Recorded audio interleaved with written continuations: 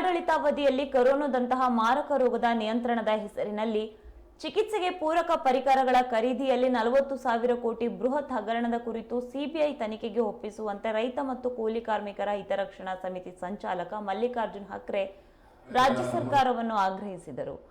ಸಾಗರದಲ್ಲಿ ಮಾಧ್ಯಮ ಪ್ರತಿನಿಧಿಗಳ ಜೊತೆ ಮಾತನಾಡಿದ ಅವರು, ಬಿಜೆಪಿ ಪಕ್ಷದ ಹಿರಿಯ ನಾಯಕ, ಕೇಂದ್ರದ ಮಾಜಿ ಮಂತ್ರಿ ಬಸನಗೌಡ ಯತ್ನಾಳ್ ಅವರೇ ಪಕ್ಷದ ಆಡಳಿತಾವಧಿಯಲ್ಲಿನ ಕೊರೋನಾ ನಿಯಂತ್ರಣದ ಹೆಸರಿನಲ್ಲಿ ಜನರ ಸಾವು ಬದುಕಿನ ಜೊತೆ ಚೆಲ್ಲಾಟವಾಡಿದ ಭ್ರಷ್ಟಾಚಾರದ ಕುರಿತು ಹೇಳಿದ್ದಾರೆ.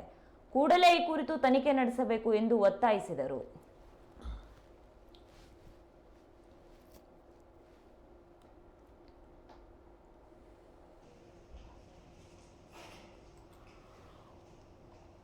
ಬಿಜೆಪಿ ಸರ್ಕಾರ 40,000 ಕೋಟಿ ರೂಪಾಯಿಗಳನ್ನು ಭ್ರಷ್ಟಾಚಾರ ಮಾಡಿದೆ ಅಂತ ಹೇಳಿ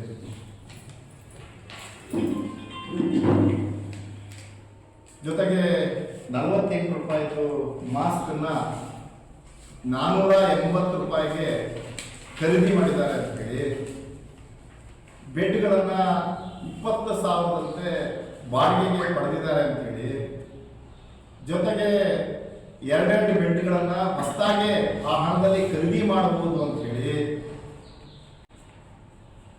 ಇವತ್ತು ಬಹಳ ದೊಡ್ಡ ಆಪಾದನೆಯನ್ನ ಮಾಡಿದ್ದಾರೆ. ಇದು ಸರಿಯಾದ ರೀತಿಯಲ್ಲಿ ತನಿಖೆ ಆಗಬೇಕಾದಂತ ಅವಶ್ಯಕತೆ ಇದೆ. ರಾಜ್ಯ ಸರ್ಕಾರ ಈಗಾಗಲೇ ನ್ಯಾಯಾಂಗ ತನಿಖೆಗೆ ಅದನ್ನ ಕೊಟ್ಟಿದ್ದಾರೆ. ಅದು ನ್ಯಾಯಾಂಗ ತನಿಖೆಯಾಗಿ ಅದು ವರದಿ ಬಂದು ಆ ವರದಿ ಆಧಾರದಲ್ಲಿ ಎಫ್ಐಆರ್ ಹಾಕೋದು ಅಂದ್ರೆ ಬಹಳ ದಿನ ಆಗುತ್ತೆ, ತಿಂಗಳುಗಟ್ಟಲೆ ಹೋಗ್ಬಿಡುತ್ತೆ, ವರ್ಷಗಟ್ಟಲೆ ಹೋಗ್ಬಿಡುತ್ತೆ. ಹಾಗಾಗಿ ಇದು ಬಹಳ ದೊಡ್ಡ ಹಗರಣ, ರಾಜ್ಯದಲ್ಲಿ ನಡೆದಿರೋ ಅಂತ ಬಹಳ ದೊಡ್ಡ ಹಗರಣ. ಇಷ್ಟು ದೊಡ್ಡ ಹಗರಣ ಕರ್ನಾಟಕದ ಇತಿಹಾಸದಲ್ಲಿ ಹಿಂದೆಂದೂ ನಡೆದಿರಲಿಲ್ಲ ಅನ್ನೋದು ನಮಗೆಲ್ಲರಿಗೂ ಕಾಣ್ತಾ ಇದೆ.